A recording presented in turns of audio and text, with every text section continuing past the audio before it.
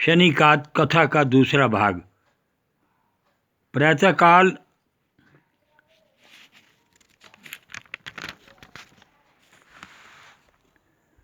होते ही जब दासी ने राजकुमारी को जगाना चाहा तो राजकुमारी अनशन व्रत लेकर पड़ रही। तब दासी ने राजा के पास जाकर राजकुमारी के ना उठने का वृत्तांत कहा। रानी ने तुरंत ही वहाँ पर आकर कुमारी को जगाया और उसके दुख का कारण पूछा तो कुमारी ने कहा कि माताजी, मैंने यह प्रण कर लिया है कि तेली के घर में जो चुरंगिया है उसी के साथ विवाह करूंगी। माता ने कहा, पगली, यह क्या बात कह रही है? तुझको तो किसी देश के बड़े भारी राजा के साथ परणाया जाएगा।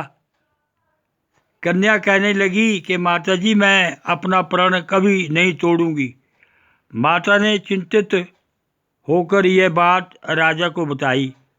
जब राजा ने भी आकर यही समझाया कि मैं अभी देश देशांतर में अपने दूत भेजकर सुयोग्य रूपवान एवं बड़े से बड़े गुणी राजकुमार के साथ तुम्हारा विवाह करूंगा, ऐसी बात तुमको कभी नहीं विचारनी चाहिए।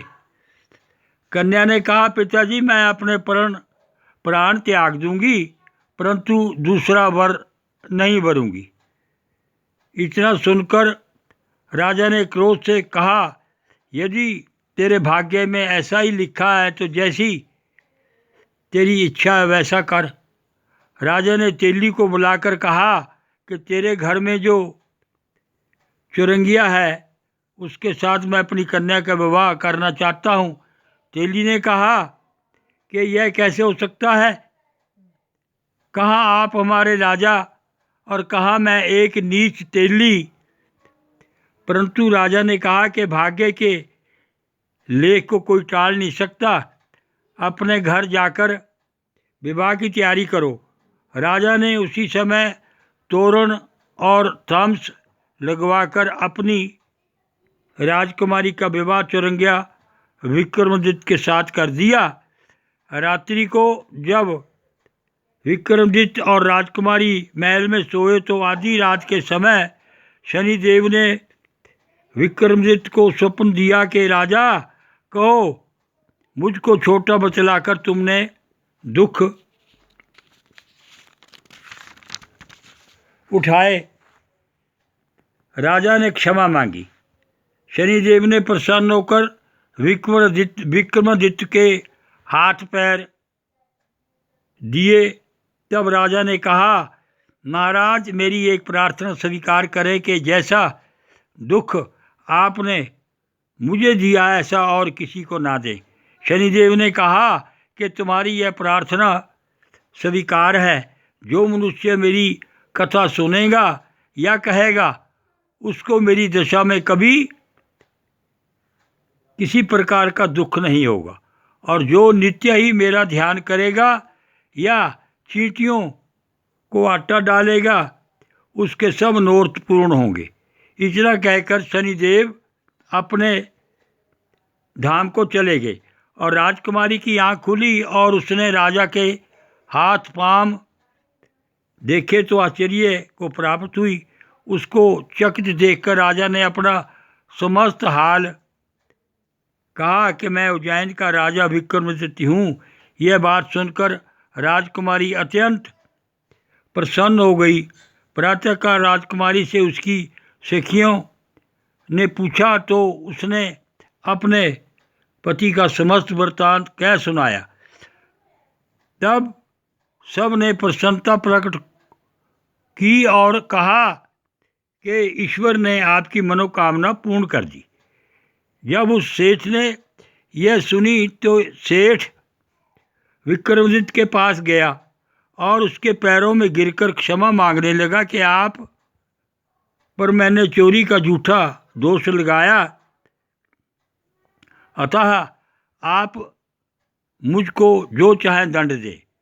राजा ने कहा कि मुझ पर शनिदेव का कोप था, इसी कारण यह सब दुख मुझको प्राप्त हुआ। इससे तुम्हारा कोई दोष नहीं, तुम अपने घर जाकर अपना कार्य करो। सेठ बोला कि मुझे तभी शांति होगी जब आप मेरे घर चलकर प्रीति पूर्वक भोजन करोगे। राजा ने कहा कि जैसी आपकी मर्जी वैसा ही करें। सेठ ने अपने घर जाकर अनेक प्रकार के सुंदर भोजन बनाए और राजा विक्रमदत्त को प्रतिभोज दिया। जिस समय भोजन कर रहे थे, एक अत्यंत आश्चर्य की बात सबको दिखाई दी। जो खूंटी पहले हार निगल गई थी, वह अब हार उगल रही है। जब भोजन समाप्त हो गया तो सेठ ने हाथ जोड़कर बहुत सी मोहरें राजा को भेंट की और कहा कि मेरे श्री कमरी नामक एक कन्या है, उसका पाणी ग्रहण आप करें। इसके बाद सेठ ने अपनी कन्या का विवाह राजा के साथ कर दिया और बहुत सा दान दहेज आदि दिया। इस प्रकार कुछ दिनों तक वहाँ निवास करने के पश्चात विक्रमादित्य ने शहर के राजा से कहा कि अब मेरी उज्जैन जाने की इच्छा है। फिर कुछ दिन के बाद विदा लेकर राजकुमारी मनभावनी सेठ की कन्या श्री कमरी तथा दोनों जगह के दहेज में प्राप्त अनेक दास दासी, रथ और पालकियां सहित विक्रमादित्य उज्जैन की तरफ चले। जब शहर के निकट पहुँचे और पूर्ववासियों ने राजा के आने का संवाद सुना तो समस्त उज्जैन वासियों प्रजा में अगवानी के लिए आई और खुशी व्यक्त की। बोल शनिचर देवता की जय।